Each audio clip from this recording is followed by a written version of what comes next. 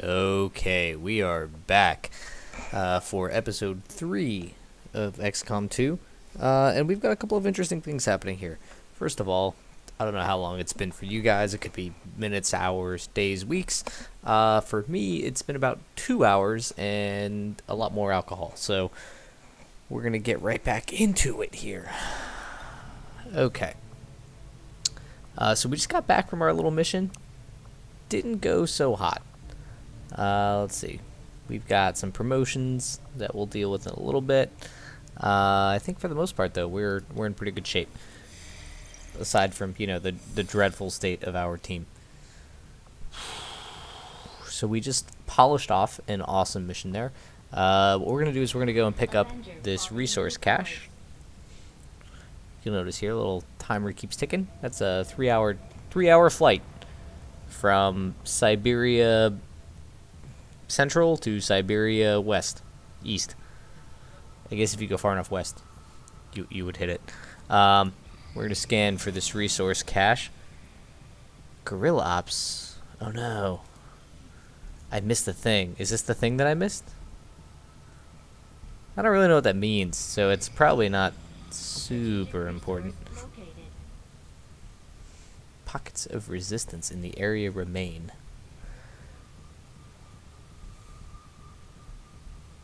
Cool.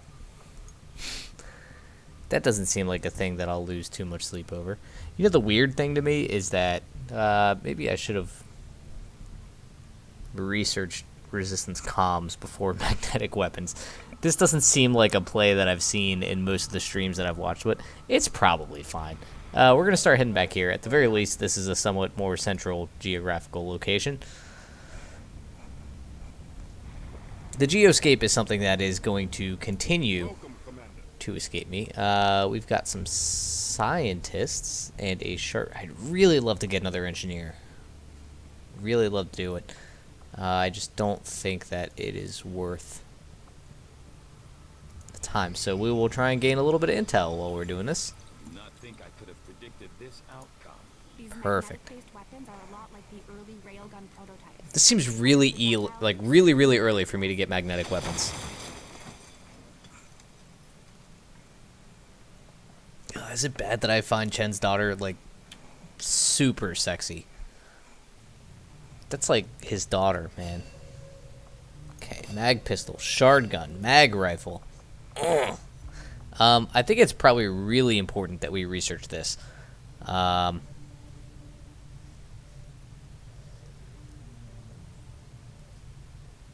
Advent Troopers, Faceless, Stun Lancers. These are all really important things, I think. I think hybrid materials is also important, but ultimately, we need to get the ball rolling, I think, on the geoscape. Here's the question. So this is kind of a bit of a difference from XCOM Enemy Unknown. It used to be that I would have to build individual rifles and assign them to teams and then do some micromanagement. That is no longer the case. Unfortunately, it seems like I don't actually have alien alloys here, which is a real boner. I'd love to get the black market up and running. I just researched this, and I don't have the ability to build any of those things. Data files Central has been holding on to since before the war. I keep running across notes scrawled in English and what looks like broken German. I should probably ask him about it. Cool. I'm really excited to hear more about that. Not.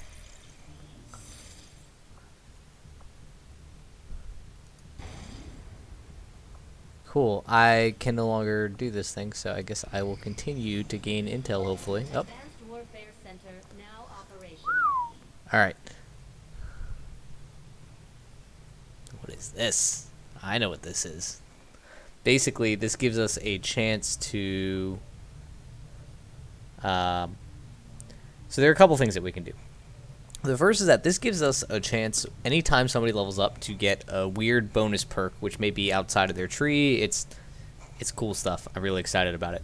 Alternatively, I could also assign engineers, if I had spare engineers, to improve the rate at which we heal, or to retrain some abilities.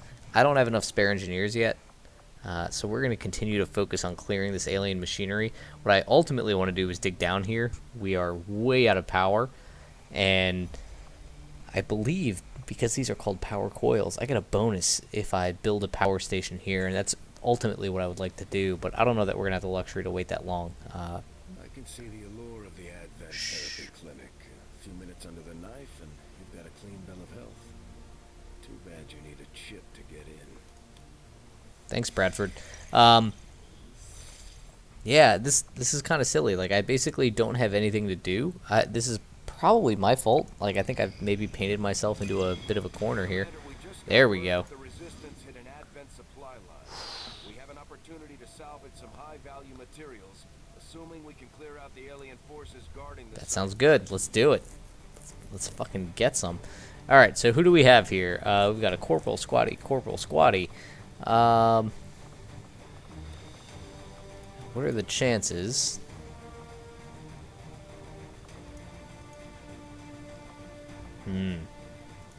Alright, so let's put this Grenadier, Ranger, Specialist. We don't need 2 Specialists on this. We really don't. You know what we do need is 2 Grenadiers. That seems...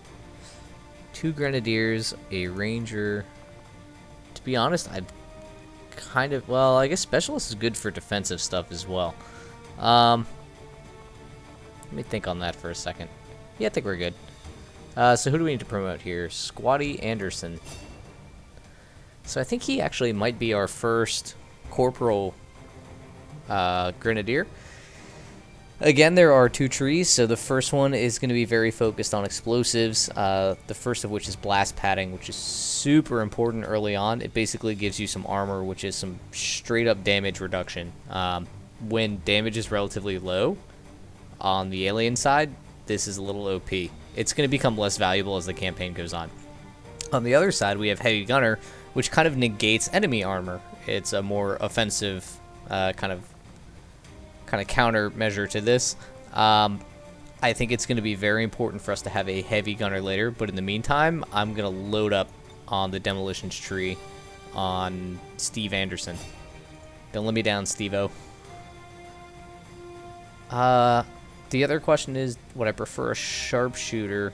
I think I'm going to stick with Mr. Slaughter here. It may be playing it a little safe. I really just like the idea of having a medic and that aid protocol on hand. I just realized that I leveled one up to be a defensive and one to be an offensive specialist. I don't know which one Mr. Slaughter is. He could be the defensive or the offensive one, and I made this decision assuming that he was going to be able to give us some defense. It's not great. Not great. Got a 50-50 shot, though. That's XCOM. Nobody relies on a 50-50 shot in XCOM. Nobody that has any idea what they're doing.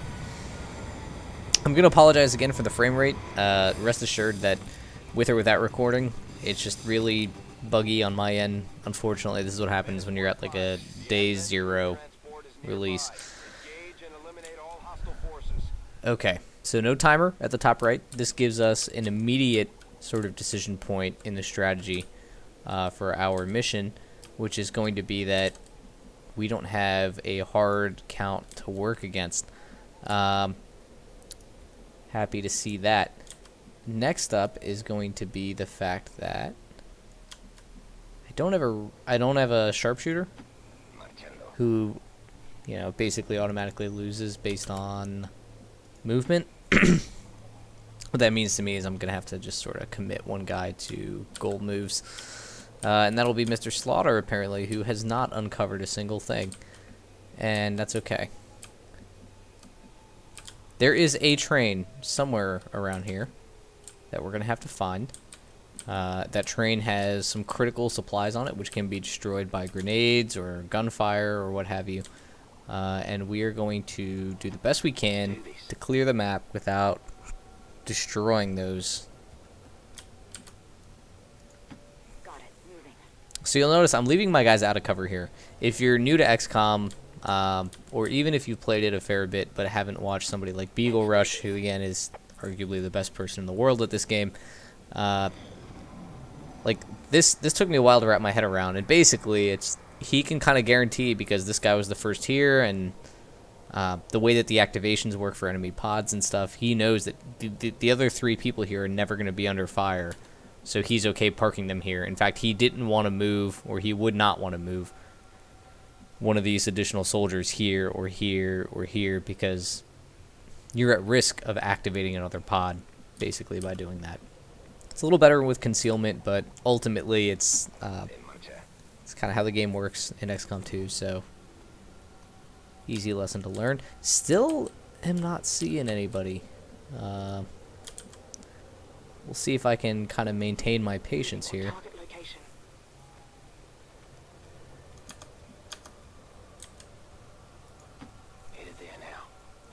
I mean, at the end of the day, you can't just have people standing on each other's shoulders, so you're always going to roll a dice that, you know, it's one more tile in this direction or one more tile in this direction. But the nice thing is that without having a real time limit, we can just go slow and steady. Okay. This is really what I'd like to do. Perfect. Okay. So this looks like a 2-man pod. There's possibly a third. This is a perfect problem for a grenadier to solve. So what we're going to do is we're going to set up an ambush.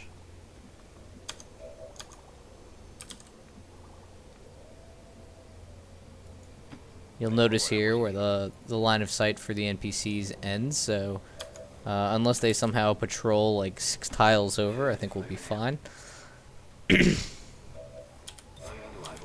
I am going to overwatch for another round. Again, we've got time on our side. We can kind of set up the perfect ambush here. Not worried at all about it. Alright, so there are still 2 over there. Unfortunately, this is a bit of a no man's land, right? We don't have the cover that we want. But we do have the ability here.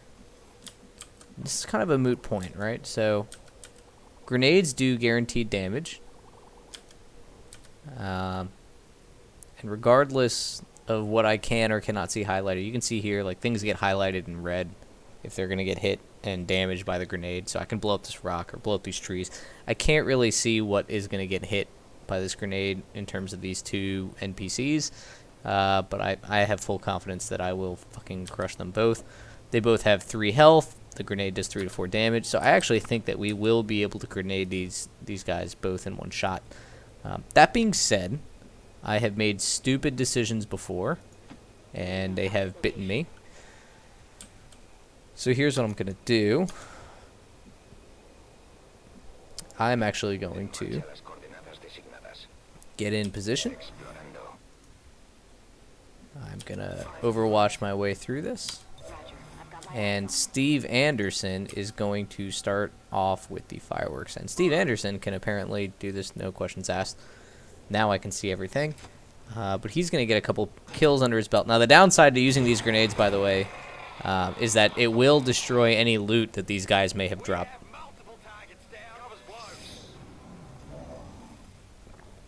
Alright, oh boy. Did get a little Overwatch action. I don't really expect any... Ooh! Oh!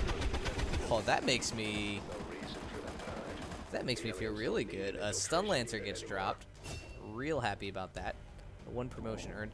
Now, the interesting thing here, of course, is that this is possibly the first time that you're seeing this enemy, which is this little snake guy, who's kind of a dick. He's a real dick. Unfortunately, Amy has nowhere to go. This would have been a great time to have a fucking sharpshooter, but them's the breaks. We really just altogether have no cover unless somebody wants to make a gold move. Shit.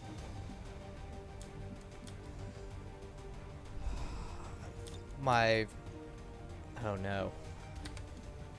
My real thinking here is that it may make sense to nuke this guy's cover out, do a little bit of damage to him, The nice thing that this brings is if we overwatch the rest of our guys, once this guy has no cover and he's flanked, he's probably going to move.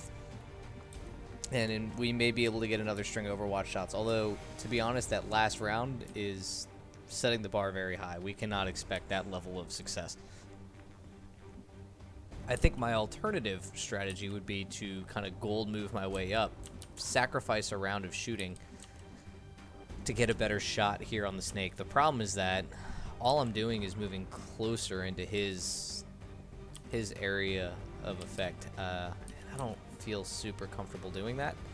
So we are going to spend Steve Anderson's second grenade here. And we're going to like clear shop a little bit. This is what's going to happen. He's going to lob that grenade in there. It's going to do a little bit of damage, but most importantly, like I said, it's going to destroy that cover. And that's going to give us what I thought would be a better shot. I would almost like to move up a little bit. Still nothing. Oh, nope. You got it, Slaughter. 69%, which, while hilarious, is not a great number. And then Sammy. You know what? We're gonna move a bunch of. This is a little aggressive. Moving these guys into half cover might sign their death warrant, but what I'm banking on is that a pair of 68s will be enough to get it done. There's one missed shot. This is a little fallacious. I could feel it as soon as I started doing it. But now I'm in here, so I'm gonna do it. You're gonna get like 3 damage, and I'm gonna be really mad. Oh, you're gonna get 0 damage. That makes me more mad. And Amy Williams. How much damage do you do with a slash? 3 to 5. Not enough. Not enough. And you've got nowhere to go, which is part of the problem. So I'm gonna overwatch you and see if that maybe pins him. I mean, he's got. This was not smart. We got him on the run. Ooh, he just slithered right the fuck on out of there. He just noped way the hell out. Okay. On the other hand, this does give us a little bit of flexibility to move into some better cover. So we do have the ability to close the gap on this no man's land. Starting here with Sammy, and only Sammy can do it if she wants to continue shooting. So let's start with her. I'm not sure exactly where this dude went. I was hoping to get... Sometimes you can kind of cheat. If you try and hover here, you know, it shows you here that you've got half cover. Sometimes they'll show you like a red symbol, like, oh no, you'd be flanked if you went there, and that can kind of reveal where the enemy might be. With that in mind, I think let's move up here. Moving to position. Aha. There he is. Okay, so he's pretty far back.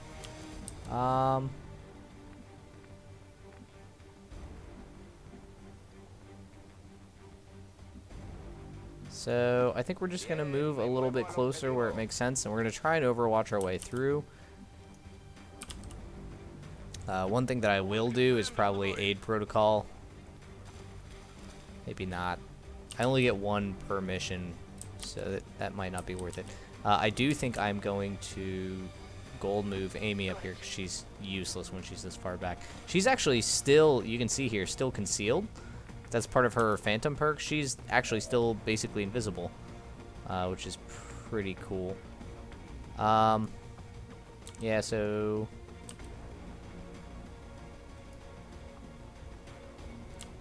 You know what? We're just going to overwatch a lot. Let's see if that snake moves at all. No dice. Okay. It's alright. We can move Sammy up to full cover. Ooh. Ooh. Whoa, that was not a good scatter. Okay, so we've pulled another pod. And not in a way that I'm really happy about. Is there a way for me to... Is there... There we go. Okay, so I do have a way to get 2. Or... 2. Alright, and that is out of Sammy. Amy Williams is still unexposed. But it's going to be really difficult for her to outflank here. I also need to be very careful. I don't know where these supplies are on the train. Are these the supplies? Where are these supplies that I need to be protecting? I honestly have no idea, so I guess I'll give fuck all attention to whatever the supplies may be. Edgardo. Alright, so if you were to manually throw a grenade, you would only get to here. But on the bright side, you could move 1, 2, 3, 4, or 3 tiles up. So you'd get 1, 2, 3, which still really would not be enough. That's important to know. And Steve, you unfortunately have spent all of your stuff. So I think by my math,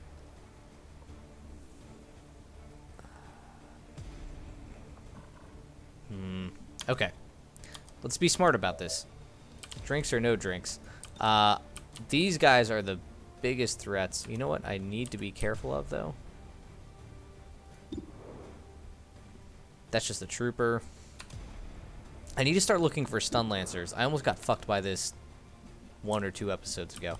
But if those are just vanilla troopers, then the scary thing is going to be over here. Unfortunately, this isn't actually going to kill anybody, but it will take some cover out, which will make them somewhat easier to shoot. If I can get the... You know, it's funny. They promised. It used to be like this in Enemy Unknown. You'd actually, like, the pixel that you're pointing your cursor at would determine where exactly the grenade lands. There's no RNG for this part. It's just... They promised that they were going to get rid of this, and it was just going to be, oh, you're pointing at this tile? These are the other tiles that are affected. But it seems like there's still some pixel hunting here.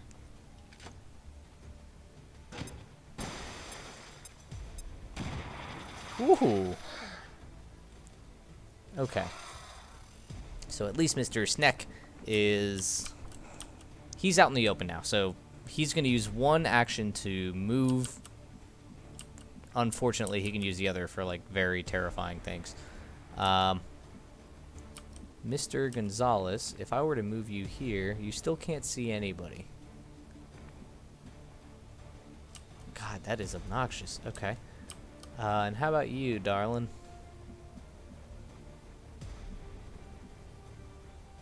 You have a very shitty angle. And Steve-O, don't let me down, brother. Alright, we're gonna have to move Steve-O down here.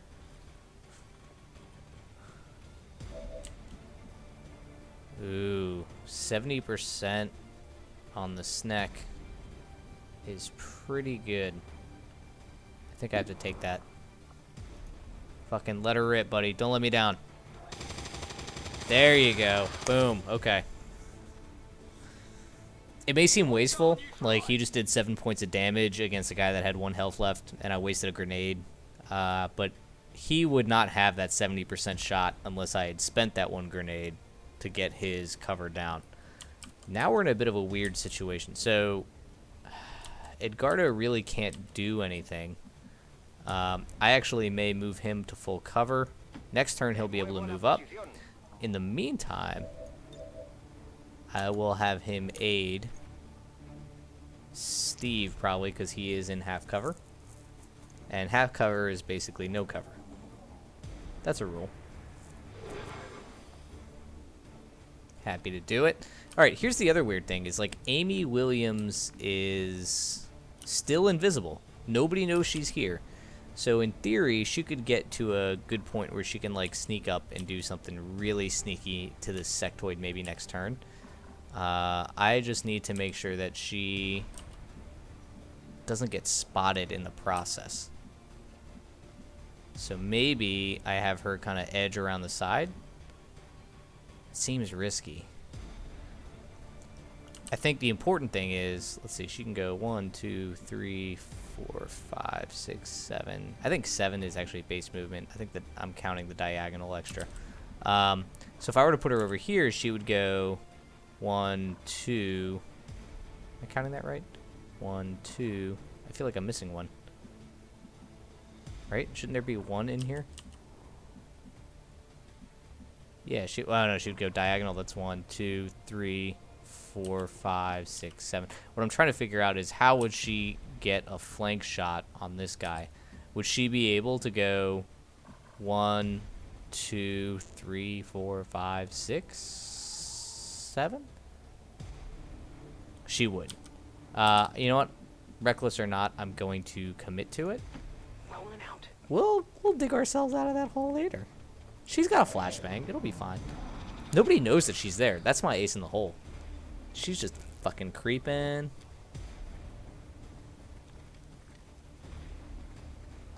Did that dude just do a double move to flank himself? For fucking no reason? Oh, you trying to hit Edgardo, the silver fox? He gives no fucks. Now this dude's gonna run in. Up.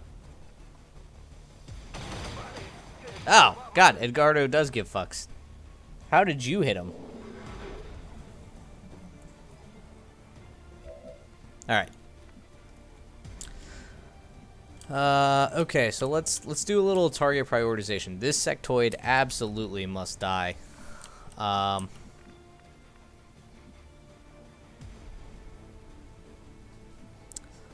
am confident that we can kill him with this shotgunner.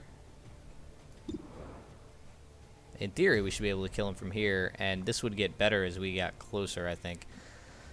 So then the next question becomes, how do we deal 3 damage to this guy? How do we deal 3 damage to the other trooper? I believe Major Slaughter... See, I'm not actually super confident in this, but... I guess worst case scenario, we can grenade him. Probably didn't need to move him yet. That was not super smart. Although 79%, fuck it, take it. Cool. Super happy to have it. It would have been awesome if he had dropped some loot, because I'm about to park my ass right there. Next up, we are, I think, this should be a flank. Pazuzu's about to get it fucking going. 67? How is that 67? Don't fuck it up. Oh my god, that's not good. And she was my only other grenade. Somebody's gonna take some heat from this for show.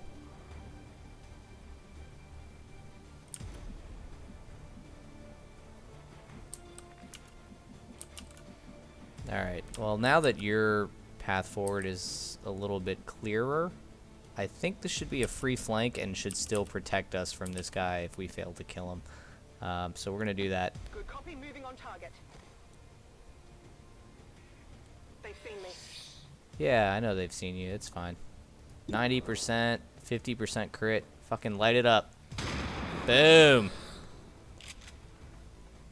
Okay. There you go. You earned that promotion for sure. Okay. So then the only other question is going to be... Let's see. We're going to move up in here a little bit. Do we take a 65% shot? So I don't believe in this, but I'm going to do it. Let me explain this. I want to take this shot. I think 65% is as good of a percentage as I'm going to get out of Steve Anderson. However... Anytime I watch the big boys like Beagle stream, he will overwatch here, and what he's hoping to do is pin the guy. Now, I think that that's usually dependent on this guy being outflanked, and he'll try and move, and you'll get your overwatch. Even though your overwatch will be less than 65%, the dude may just sort of sit still and then overwatch again, and I can move other people into position or take another round of shots. I don't really buy it. Maybe I didn't set this up right, but I'm going to try it. We're going to see what happens. I think he's just going to take a shot at Pazuzu. Or not. Fucking do it up. Alright, Beagle's right. When he's right, he's right. This dude understands the game way better than I do. Are there any other pods left? Status confirmed. There we go. Thanks, All Bradford. hostiles are down and the area is secure. Status confirmed. Mission accomplished. Okay, that's actually relatively clean for me, given the amount of alcohol that we've had and sort of the start of this campaign. I think Gonzalez is the only one that got somewhat injured. 50% shot percentage. That's not great, guys. I'm definitely taking, on average, what are projected to be higher than 50% shots. But man, these load times are fucking killer. It's still going. I don't get it. All right. So let's see what we're doing on the strategic layer, and we can kind of can this episode once we get another mission teed up. I'm always pleased when the troops return. All right, we will do some of these promotions a little bit later. We will see Squatty Gonzalez, soon to be Corporal Gonzalez, a little bit later. All right, we got corpses, alien alloys, tons of alien alloys. You know what that means, right? I'm less interested in that Viper autopsy. What I am more interested in is, I bet I could do this. Yeah, I can. I don't know what the shard gun is. I think this is basically like a tier 2 shotgun. This one is a tier 2 rifle, and it is going to be bomb, and it is well worth whatever money I'm going to spend on it. So I'm going to do it. And again, it used to be that I'd have to, like, the cost would be scaled appropriately, obviously, but it used to be that I'd have to, like, buy 3 rifles and then assign them to 3 members and then manage that inventory. If one was injured, I'd have to unassign it and reassign it. It's such a pain in the ass. Very happy to see that this is way more streamlined. Therapy clinics, Doctor. They seem like a big draw for the cities right now. Having worked in one of the facilities, I can tell you. God, I would love a fucking engineer right about now. As long as you're compliant. Ooh, the black market is a thing. Alright, this is important. So, the black market... Do I have to spend 4 days just finding the market? What's happening? What? Commander, we've received word that the aliens have completed a facility. Alright, I have zero control over this. I literally didn't even know that this part of the world existed, basically, until now. We can make a move on that facility and destroy it to set back the aliens' operation. God damn it, Bradford. Like, this is the equivalent of me walking out of the room while he's talking. Establish contact with the local resistance network as soon as possible. God. The aliens are undoubtedly moving forward. Like, do you guys trust me to do this or not? Like, I'm in the middle of things. Progress on the Avatar project. If we're going to slow them down, we'll need to move fast. By the way, I, like, checked the box when I started this game for reduced voiceover tutorials. Like, this is reduced bullshit up here. I have no idea what, like, full-fledged... Ugh, that annoys me. Alright, yeah, we're gonna deal with that later, guys. I need to know what's... The outcome of this research I swear to can fucking only God. further our advances, Commander. I swear to fucking God, Tygan.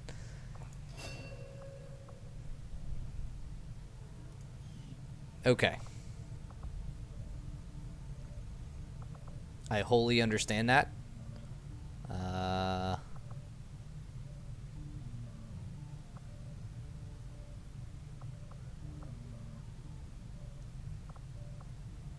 I am gonna do a little bit of a deal.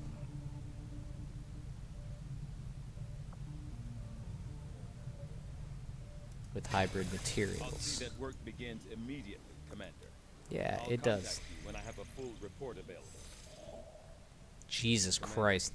We can now work to establish contact with local resistance groups operating out of regions around the globe. Once we've collected sufficient intel to make contact, we'll need to scan the target region for the operative signal. That's probably not good. Remote reconnaissance indicates the aliens have a UFO hunting for our position. We need to be careful about where we pick our flight paths. I have made a number of interesting discoveries, Commander.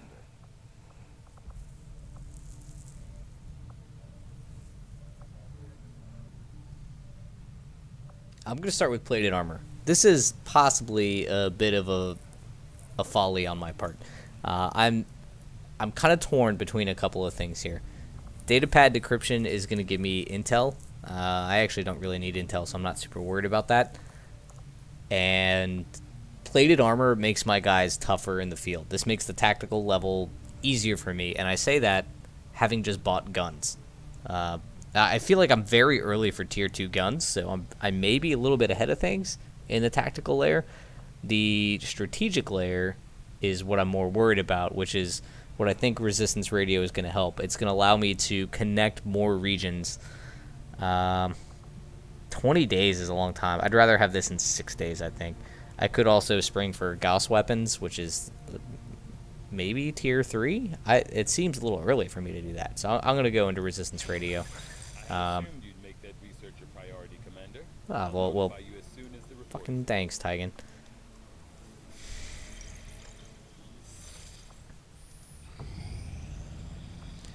Okay. Sectoid Corpse, Stock, and Advent Stun Lancer. So I can sell things here on the black market, or I can get a little extra cash here if I need supplies. I think I'm actually okay on supplies. What I'm more interested in is buying. I could buy myself a new Ranger for 90 intel. I could rush a little bit of research.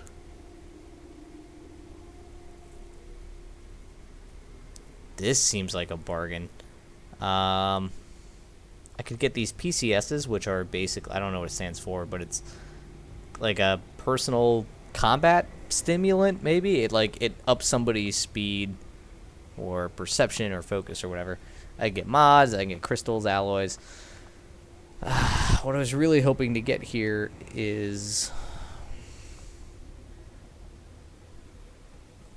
an engineer. And I still have no dice on the engineers. But I do have the ability to rush Gauss weapons, which is an intriguing prospect. What did we say? When I went to research... Where's research? Alright, I'm going to research. It's all the way over here. Work is well underway, but it will be sometime yet. So Gauss weapons are 11 days. I could have this in 5 days. Is this me skipping to tier 3? Oh, no. I should actually read the thing. We could develop a sniper rifle and cannon variant based on our... Okay, so what this would do is give me a tier 2 sniper and a tier 2... whatever we call it. The heavy... Whatever the Grenadier uses. That, like, LMG thing. That's less exciting. Okay, so I'm not going to spend intel on that. I would rather... Alright, I'm done with you, Tygan. I would rather make contact over here in East Asia, which is going to give me a little bit of income. The initial intel cost to make contact. We'll have to scan the region for a few days before the local resistance. It does mean, and I'm kind of worried about that UFO dark event that's coming to bite me, but I am going to sit here in East Asia and hope that for 5 days. Oh, there's that UFO. Oh, God, there's a lot going on here. Okay. We are going to clear this out. This coil could provide us with some additional power for the Avenger systems. Still only have the one engineer. To protect the crew. It's, oh my God, 30 days. That is not reasonable. Maybe. Maximum power consumption reached. All right, I can't wait 30 days. What I can do is reassign my engineer. It'll take me 6 days to build a power relay here, and then I will build the whatever it is, the proving ground up here. Eventually, I'll do this. I just don't have any engineers. I can't possibly do this. I can't. I certainly cannot wait 30 days. All right, so we're making contact in East Asia, hopefully. Got an urgent communication coming in for you now, Commander. Evading the resistance is a daunting task, Commander. But your efforts so far have left many wondering if we have made the right approach. We will have to do better. Okay. I don't know what a retaliation strike is. It doesn't sound good.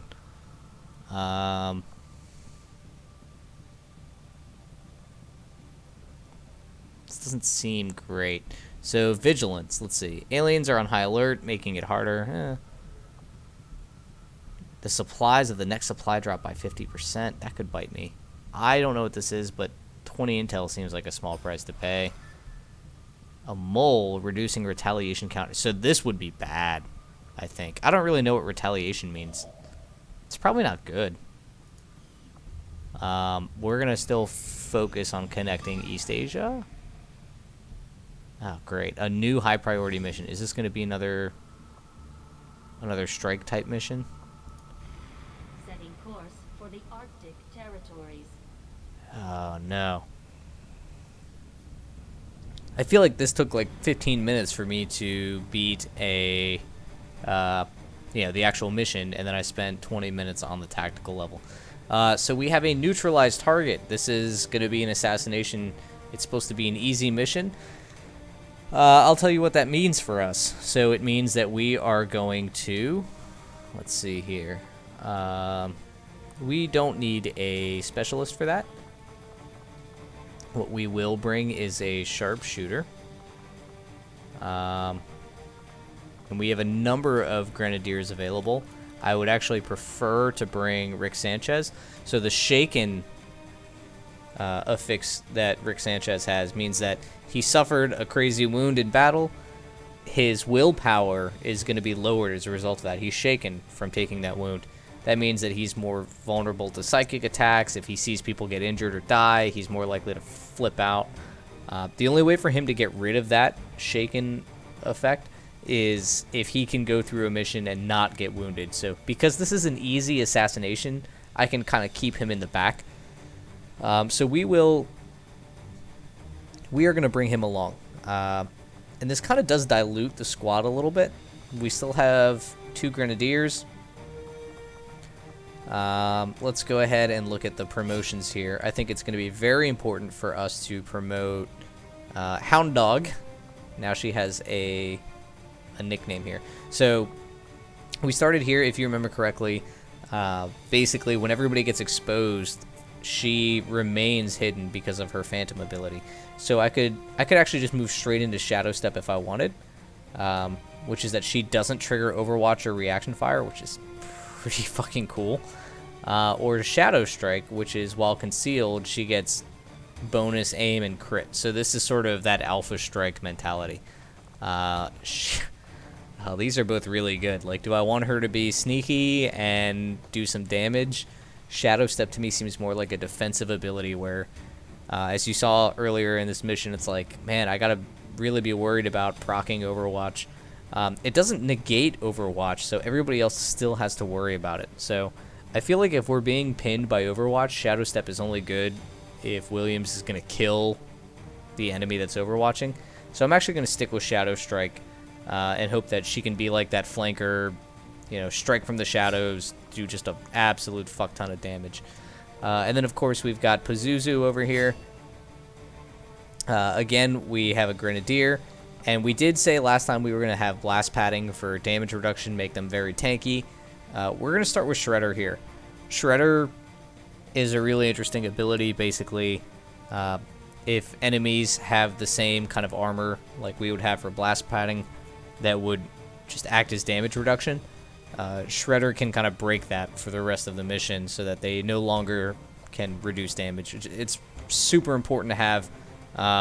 This does kind of focus her into a more gunnery type role rather than focusing on some of the rest of these perks are probably going to be like, oh, let me spam grenades and stuff. This is let me do some Overwatch, let me put some lead down range. We're going to do that, and we will kick off the next episode with our 4 heroes here. And go ahead and stay tuned, join us if you'd like. We'll see you in the next episode for Operation Burning